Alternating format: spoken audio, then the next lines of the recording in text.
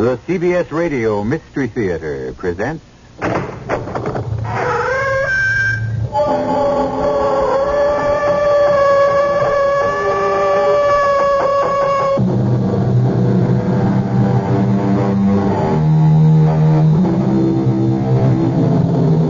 Come in.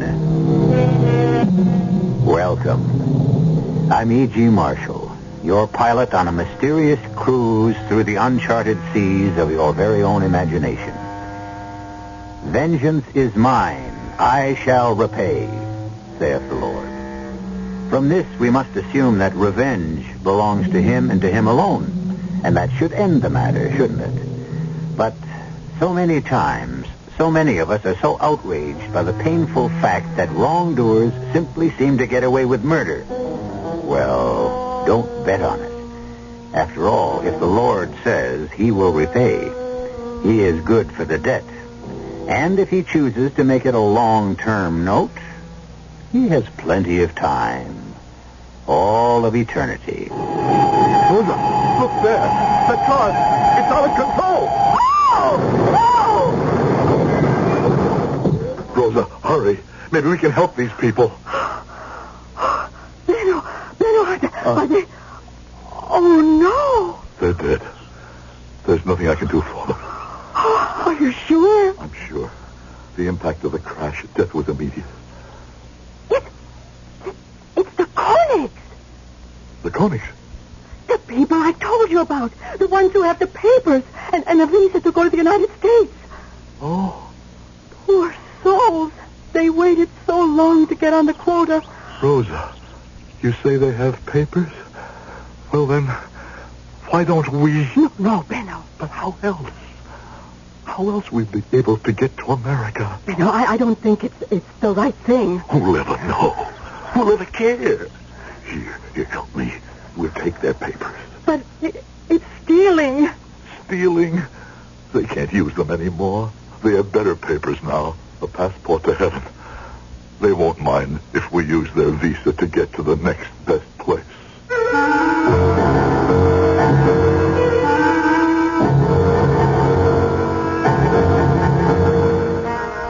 Our mystery drama, The Shadow of the Past, was written especially for the Mystery Theater by Sam Dan and stars Howard Da Silva.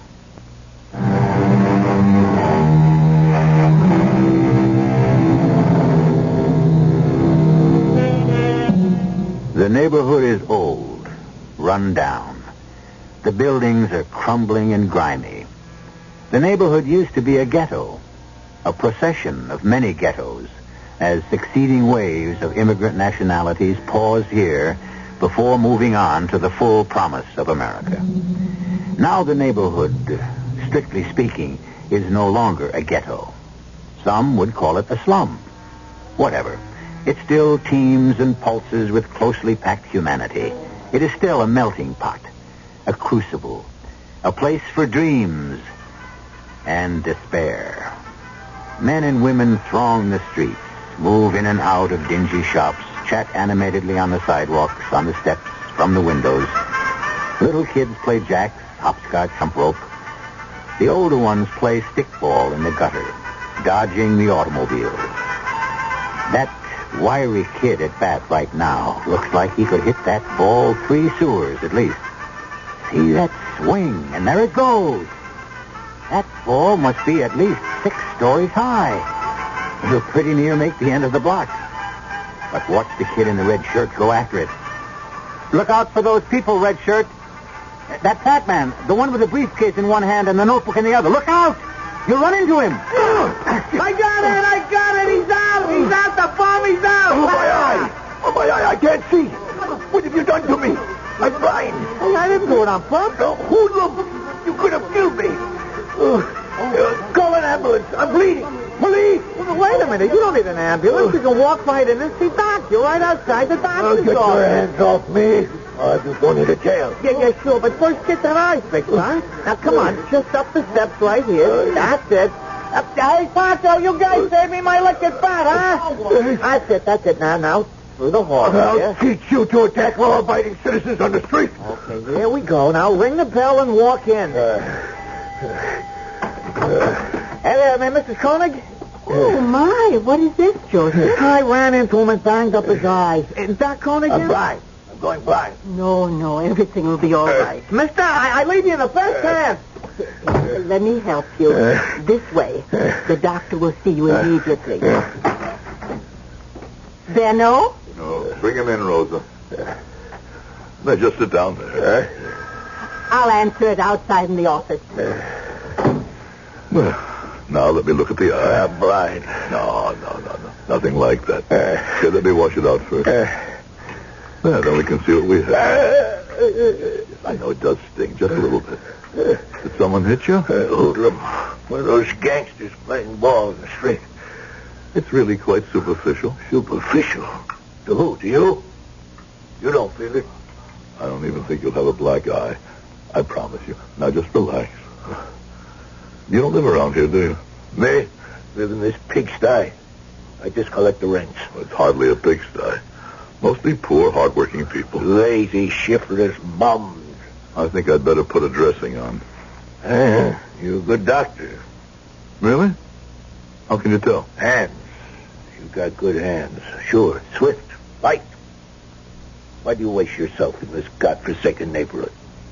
I don't think God ever forsakes any neighborhood. Yes, that looks all right. It'll get better soon. Good. How much I owe you? Nothing. How do you expect to get rich if you charge nothing? Have we met before somewhere? No. I don't believe I had that pleasure. Your face is familiar, and your voice. Oh, you know what they say. They say everybody looks exactly like another person someplace in the world. Everybody has a double. Perhaps. And somewhere along the line, you must have met my double. It's possible. What kind of fellow was he, this double of mine? The fine figure of a man, I hope? No, he was the scum of the earth. That's funny. That's very funny. The face. The voice. And now the laugh. Meyer. You are Karl-Heinz Meyer, Commandant of the Oberdon concentration camp. That's a lie. Is it? You don't remember me, Meyer? Why should you remember me? I was merely one of tens, hundreds of thousands. But I was a doctor, and I was useful, and so I lasted longer. I don't know what you're talking about. You thought I went up in smoke like all the others, but I didn't. You're making a mistake. You don't remember Sternberg? Dr. Benno Sternberg? Here, allow me to roll up my sleeve and present my credentials. Here, you can read the number you personally inscribed on my arm. What can you do? That's right. What can you do? Nothing. No one has anything against me anymore. I was clear. You know yourself, all I did was obey orders. Place yourself in my position. I had a wife. I had a baby. What else could I do? I only obeyed orders and did what I was told. That's why I was acquitted. That's why I'm free. Karl-Heinz Meyer. How I dreamed of this moment. Now, it's over. Now, listen, Benno. Whatever it was, it's over. It's gone, forgotten. It's a past. It's dead. And now that the impossible moment has arrived, all I want to say is, get out. The past is dead. Get out before I disgrace myself in the eyes of God. No, wait. You are Benno Sternberg, huh? But why have you taken the name Koenig? Get out before I throw you out. Why have you taken the name Koenig? Are you in hiding? I said to get out. Or perhaps you are not in this country legally? That touched the nerve, didn't it? Is it true? Have I guessed it? You didn't really expect a 4-year-old camp commandant now, did you? Well, say something. Oh, still the same stubborn swine, huh, Benno? So you are here illegally. Don't be afraid. Oh, I shall not betray you.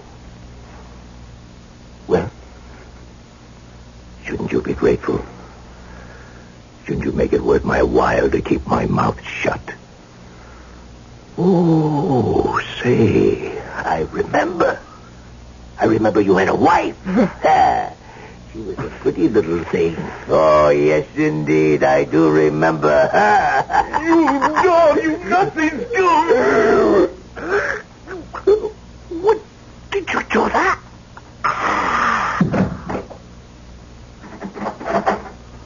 Oh, Benno, there's a patient outside. Close the door. What? Come in, close the door. Benno, what happened to him? He's dead.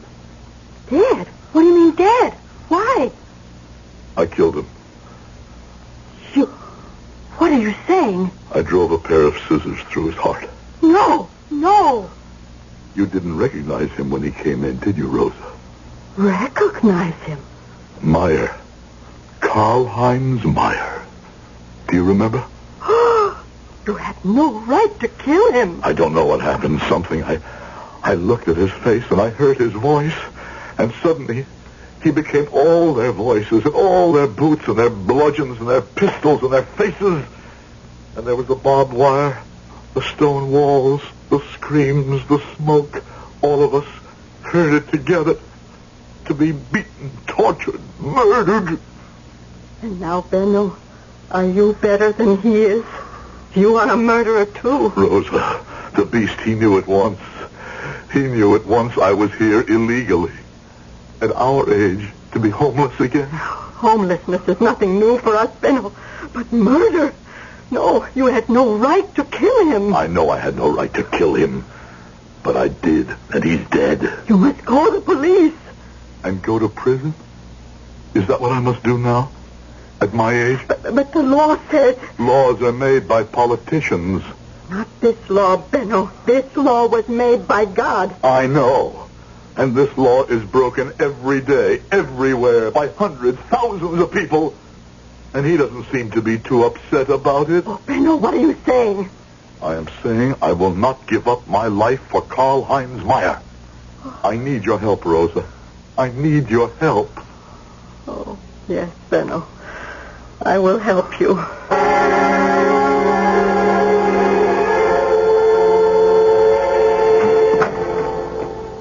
Benno. Yes? Benno. What is it? It begins. What begins? The business with the police. Rosa, what are you talking about? There is a policeman in the office. What does he want? He says he wants to talk to you. All right. He probably wants to ask me about Meyer. Oh, no. He's here to arrest you. Why? Because you killed Meyer. Rosa, they don't know that. They can't know that. Why did you have to kill him? Why? I can't bring him back, Rosa. Now I'll see this police officer. You wish to see me? I'm Dr. Koenig. Oh, thank you, sir. I'm Lieutenant Smith. Yes? I appreciate your time, Doctor. This morning, the body of a man named Charles Meyer was found in an alleyway in back of this building. Yes, I heard about it. On the radio. Late yesterday afternoon, he was involved in a street accident outside. He was brought in here for treatment. His eye had been injured. Severely? Oh, quite superficially, but painful. Uh-huh. When did he leave here? When? Uh-huh.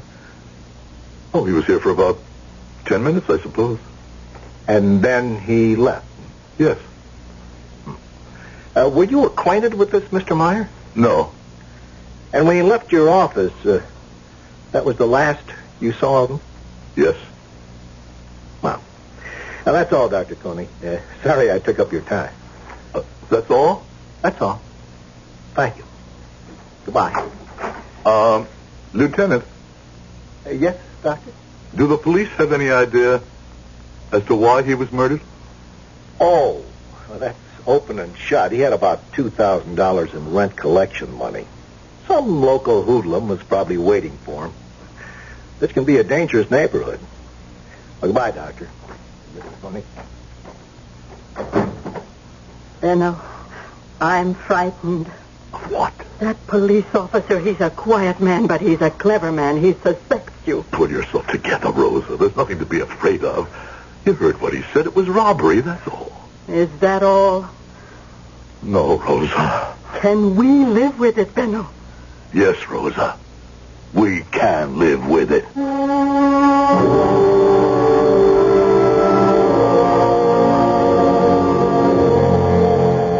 Benno will have to fight the habits and the personal morality of a lifetime. But if history teaches us anything at all, it is that man is adaptable. We'll see how well the good doctor adapts to his new role in just a few moments when I return with Act 2.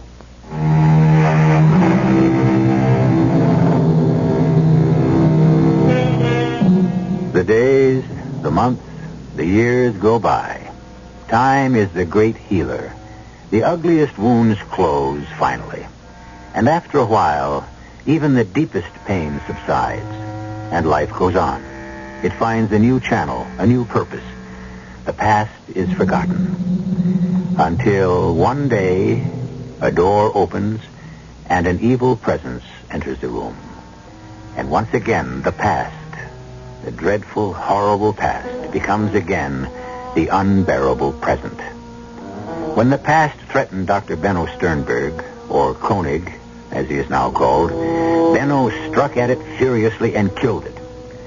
However, society calls what he did murder, and Benno must find a way to live with it. Rosa? Come, have your tea. Rosa. Yes. All day you stand there looking out at the window as if you expect someone. I expect someone, Benno. Who? You know who. The police officer. Rosa. Every time I see a policeman... I killed a man who deserved to die. You can't talk that way. They spoke that way. They decided who could live and who must die. How many appointments have I today? I'll look in the book. Why? Cancel them. I did that yesterday and the day before. I don't feel well. Benno, you know what you have to do. Don't tell me anything. Let me be. I killed Meyer, and it's over. Done with.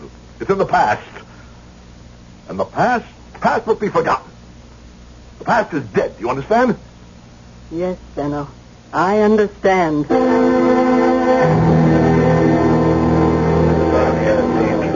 Well, yes, Lieutenant. It was the first of the month, and Mr. Meyer, he comes into the place to collect his rent. I give him his money in $20 bills. Come the first of the month, he would start at the far end of the block with Domink's Meat Market. He collected from all the stores on this side of the street. What kind of man was this Mr. Meyer? Very methodical. On the dot. Always here 4 o'clock in the afternoon of the first day of the month. Always started collecting from the far end. Always wound up with me. Always, Mr. Shannon? Always, Lieutenant Swift. That last day, too? Sure. We chatted a bit about this and that, and I seen him to the door. Where did he go? Oh, just 10, 15 feet to the bus stop on the corner, through for the day. Then one of the kids runs into him, not meaning any harm, of course, and they bring him inside to the good doctor's place. It's the corner house next door, and that's the last I seen of him. You could always depend on him to show up 4 o'clock in the afternoon every first of the month. And you'd better have the rent.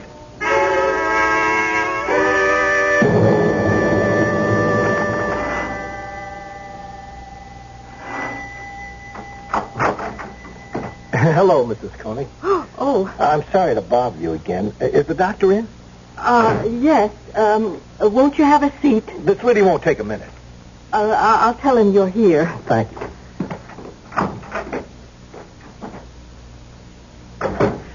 Benno, he's here, the police officer. Why is he here?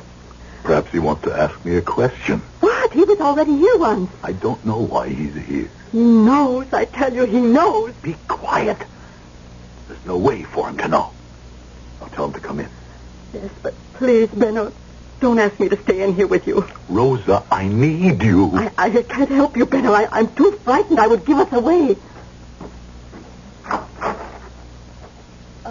Please, go inside, officer. The doctor will see you now. Oh, thank you. I'm sorry to impose again. It's all right, Lieutenant. I neglected to ask you something the other day. Yes? You said Mr. Meyer had been here for about 10 minutes. It might have been 15. I didn't think to check. Oh, well, that doesn't matter. Now, when he left the office, where did he go? Where did he go? Uh-huh. I would say he went out. Out to the street? Well, yes, out to the street. Well, there's also a back door that leads to the alleyway where his body was discovered. Could he have gone out that back door? No, he went out the front door. I see. Well, I'll have to pick up the trail from there somehow. Well, thank you again. It's nothing. Goodbye, Doctor. Goodbye, Mrs. Coney. Goodbye. Rosa, Yes? I must lie down for a while. But you have an appointment to examine Mr. Kavlik in 15 minutes. I have to lie down. Cancel it. But that man doesn't have a telephone. That's not my problem. Reno. I can't do any work this afternoon. What did the officer want? Nothing. Then what's bothering you? Nothing's bothering me. I don't feel well. I'm 62 years old. Don't I have the right to feel ill once in a while?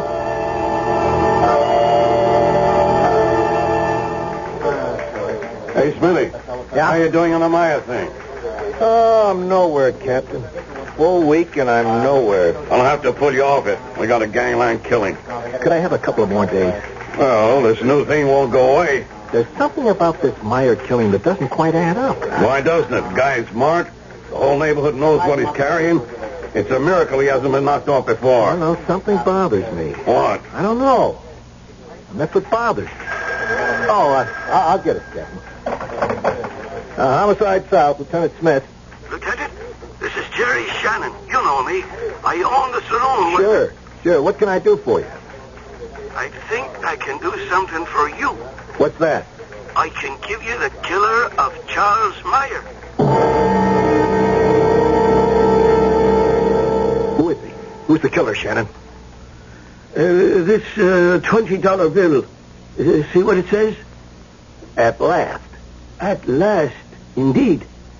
Old man Rumley has owed me 20 since the last days of the Eisenhower administration. Now, about a week ago, he struts into the joint, slams it down on the bar. At last, he says. At last, I agrees. And to commemorate this historic occasion, I takes pen in hand, makes this great inscription. This was one of the 20s I give to Charlie Meyer for the rent. And I shouldn't be astonished if that red smear was blood.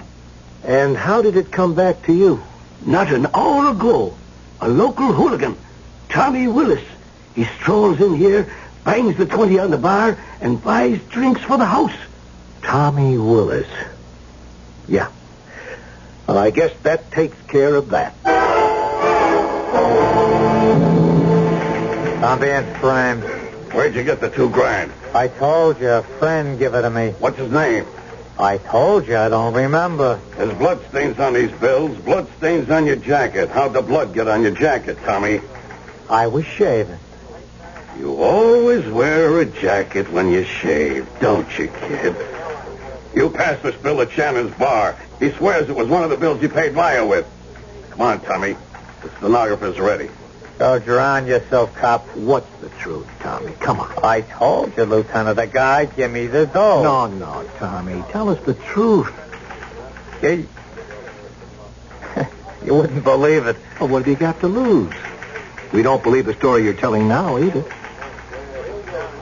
Okay, it's 1:30, 2 o'clock at night, see? I'm taking a shortcut through the alley. Yeah. It's dark.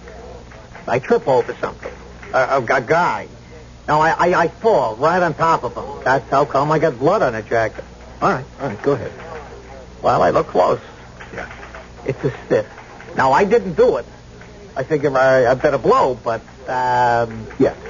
But I figure as long as I'm there, maybe got some loose change on him, see? I reach in and I pull out a whole roll. So I'm rich, see? You gonna stick to that story, Tommy? The truth.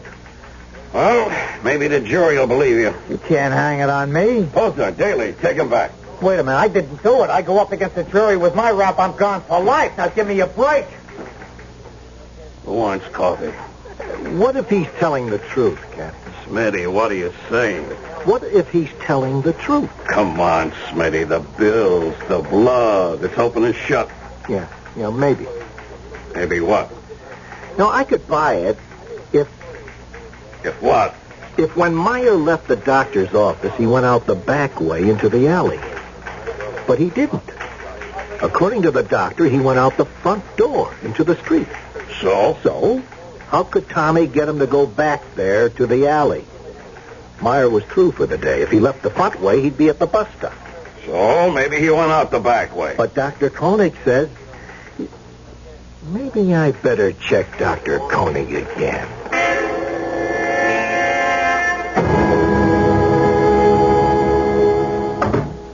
Benno, that police officer's here again. He wants to see you. Well, can I refuse to see him? What can he want? This is the third time he's been here. He must know something. Rosa, you must control yourself. Please, come in, sir. Thank you, Doctor. Thank you. I'm sorry to intrude. It's about Mr. Meyer again. We've made an arrest. What? We're positive we have the killer. Who is it? A young thug named Willis. Tom Willis. What will they do to him? Life, at least. But, there's one thing that has me stumped.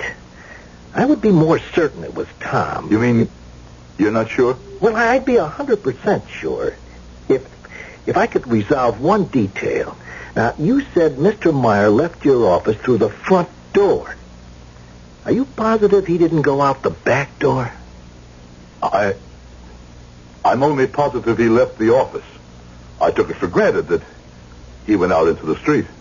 Oh, then actually you didn't see him go out into the street. Oh, let me think. Well, it was over a week ago, and Is something the matter, Doctor? I saw him. You saw him? Yes, I'm sorry you didn't ask me. Well, perhaps I should have asked you. I saw him come from my husband's surgery, come here into the waiting room. And I saw him to the door because he seemed a bit unsteady. And in the hallway, he turned to the right, which leads to the back entrance. So I remember I called to him. I said, "That's the back door." And he answered me, "It's all right. I know where I'm going." Well, then that clears it all up. I'm sorry I contributed to the misunderstanding. It was just that I naturally thought he would go. Oh, no harm done. I don't think I'll have to bother you again, Doctor, Mrs. Koenig. Goodbye. Goodbye, Lieutenant. Oh, Rosa. Now I'm in it too, Benno. Now I'm also a part of it. And that should be the end of it, shouldn't it? The police have a suspect with whom they're very happy. And certainly he would seem to be the ideal killer. If you were on the jury and didn't know what we know, wouldn't you vote to convict on this evidence? Of course you would. Is this Lieutenant Smith's last visit to Benno's office? You know it isn't. Be here when he calls again in just a few moments, when I return with Act 3.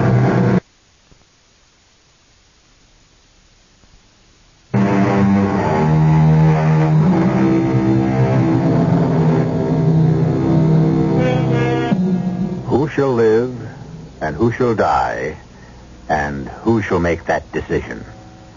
A three-part question as old as mankind. And for all that we have advanced, assuming, of course, that we have advanced at all, we have never even come close to answering any part of that question, let alone all of it. It's a question now that bewilders and bedevils Benno and Rosa Sternberg, or Benno and Rosa Koenig, as they have chosen to call themselves.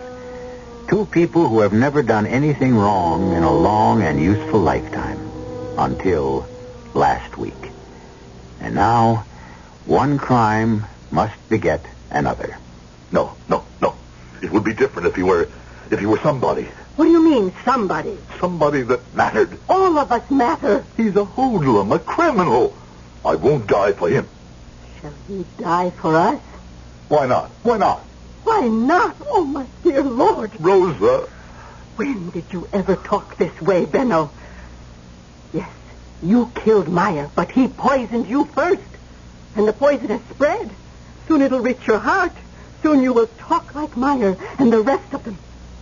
Soon you will be like Meyer. Please, Rosa. Benno, can you let this boy die for you? Rosa, just once. Just once, let us be hard. Hard? Let us be smart. The way men must be if they want to survive. This is the world, Rosa. A world we never made, but this is what it takes to live in the world. To live? Live how? For once. For just once, and no more. Let someone else pay for us. For once, just once, let someone else be a victim. Is that what you want, Benno? I want to go on living, working, helping people with my skill. You haven't seen a single patient all week. I know, but I will. I'm better now. I'm ready. You will never be ready. No, I'm ready. Your right hand. See how it shakes? It's cold in here. It'll always be cold in here. You must help me, Rosa. Oh, if I only could. But Ben, that right hand of yours, it was used to kill. How can it ever be used to cure again unless you... I don't want to hear any more.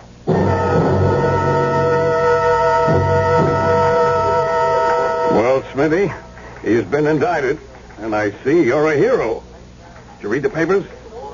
Quick, efficient, skillful police work by an alert team of homicide detectives led by Lieutenant Everett Smith. Was a good job, Smitty.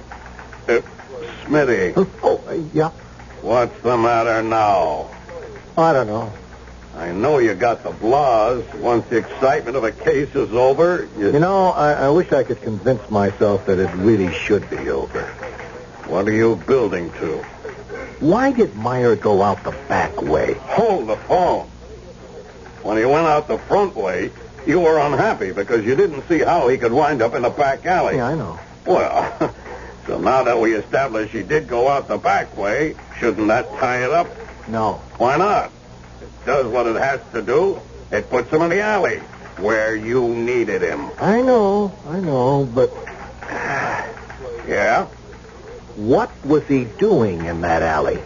Oh, come on, Smitty. No, look. Meyer was a smart apple. He had to be. Now, he's carrying a lot of money in a tough neighborhood. He's true for the day. The habits of 25 years should send him to the bus stop right outside of Shannon's bar, just outside of Dr. Koenig's apartment. So? So why doesn't he go right to the bus stop right after Koenig treats him? Well, maybe... Maybe what? What does he want to go into that back alley for? What sense does it make? You can't figure some guys. But you could figure him. He had a routine as steady as the clock, as regular as the calendar. Now, why would he go into the alley? Look, it's an interesting mental exercise, but we got work to do. Billingham, don't fight me. Go with me, just for a minute. Now, let's say that Tommy Willis didn't kill Meyer. But he did. The evidence all... For the sake of argument. Say we didn't have Tommy, all right? Where would we be? We would be exactly nowhere. And who would have been the last person to see Meyer alive? Dr. Koenig. That's who. Are you trying to drag the doctor into this? No, I'm just walking along a path. I don't know where it's going. Meyer gets hit in the eye accidentally. Right. He gets taken into Dr. Koenig's office accidentally. Right. Because this doc happens to be closest to the scene. Right. Now, why would Koenig kill him? I didn't say Koenig killed him. Well, what are you saying? I want another day on this case. Oh, No, Smitty. something's bothering me. What kind of line have you got to follow? If we discount Tommy... Now, I said if. What have we got? An encounter between Koenig and Meyer. Till now, we figured it a robbery. If it isn't, what is it? You got the floor. Why do we assume that Koenig and Meyer didn't know each other? Because Koenig said so. Yeah. You know what I want to do today? I want to check both of them out.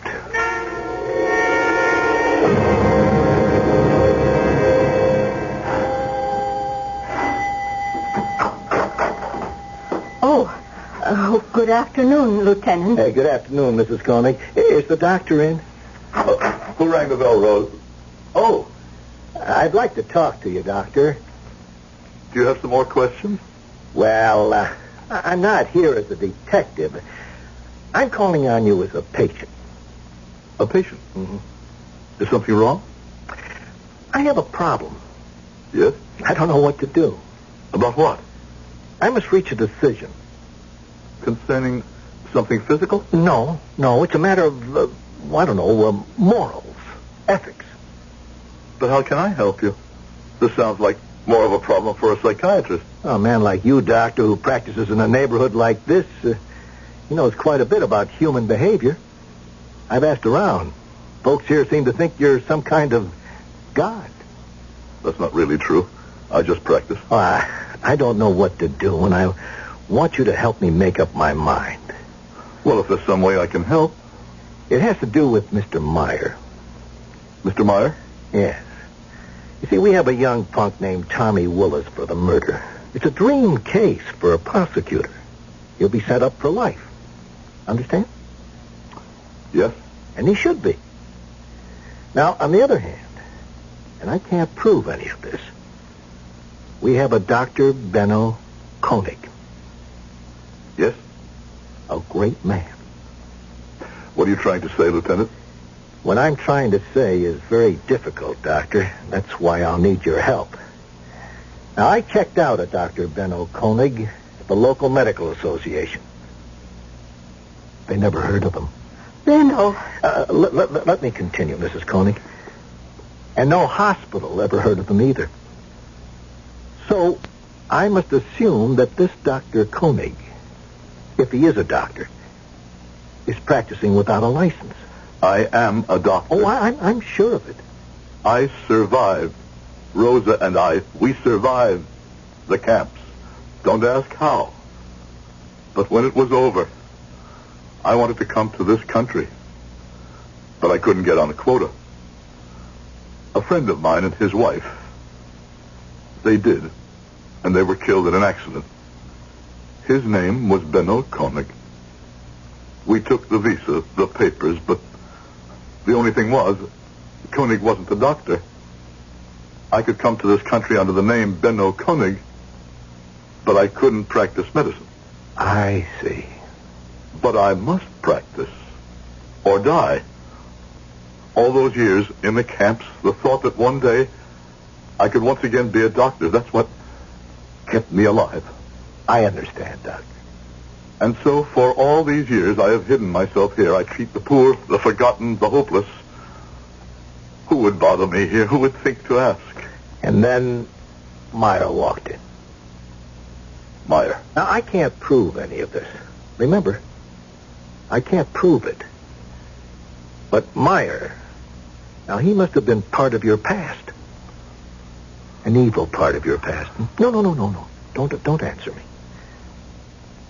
And so, you killed him.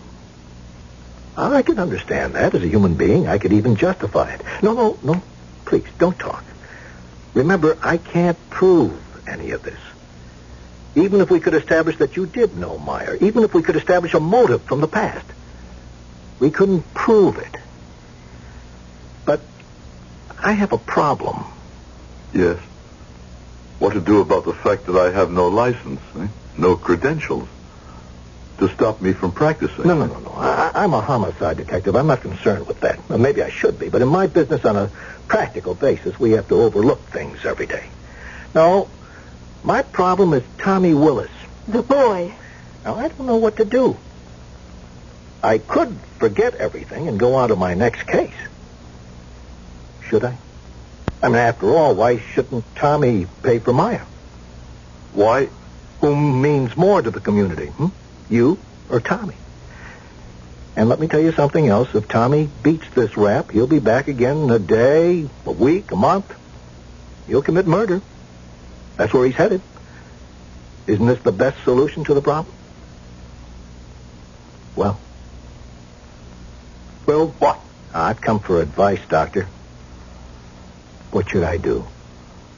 I can't advise you. You can, Doctor. You can. You're a man of experience and wisdom. No. I want your advice. No. Benno. No.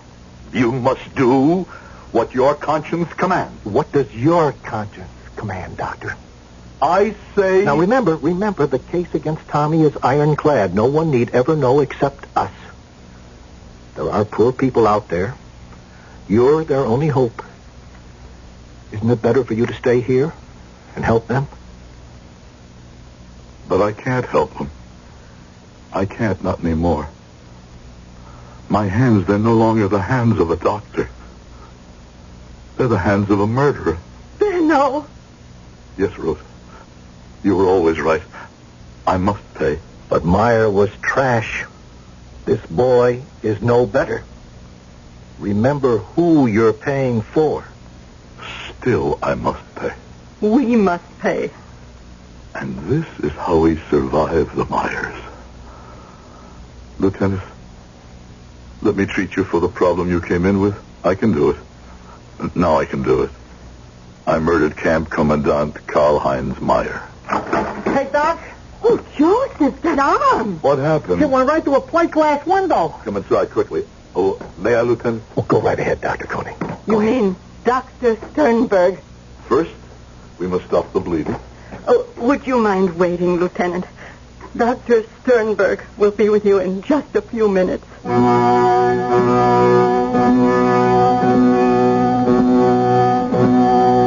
Honesty may be the best policy, true. So why don't more people follow it? The answer is that the best things usually cost the most. And sometimes the price is too high to pay. But in the end, Benno and Rosa Sternberg paid it, the way they always paid it, gladly.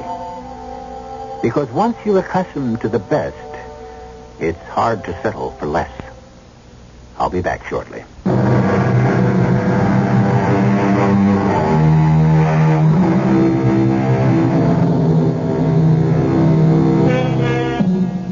The book says, by their deeds you shall know them. And it's always true. In the long run, they will do the same deeds over and over again. After all, the leopard doesn't change his spots, does he? The mayors of this world will go on being the mayors, and so will the Sternbergs. And where will it end? That depends on who will survive, and on whom each of us will choose to be. Our cast included Howard Da Silva, Clarice Blackburn, Sam Gray, Gilbert Mack, and Jack Grimes. The entire production was under the direction of Hyman Brown. And now, a preview of our next tale. Everyone in this town seems to know what's wrong with my house except Helen and me. They know there's something wrong. That's all they know. Oh, and you know more, beautiful Zoe. Ah, yes.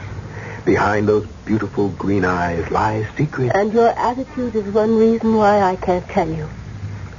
You wouldn't believe me anyway. Try me. All right. The house you're living in doesn't really belong to you. That house was stolen from the daughter of Marie Laveau. Marie Laveau? Who's she? The most powerful Bokor in the history of voodoo. The beautiful black woman who ruled as the voodoo queen of New Orleans for half a century. You, Douglas Fenton, are living in the house of the voodoo queen. And she wants you out. Radio Mystery Theater was sponsored in part by Contact, the 12-hour cold capsule. This is E.G. Marshall inviting you to return to our Mystery Theater for another adventure in the macabre. Until next time, pleasant dreams.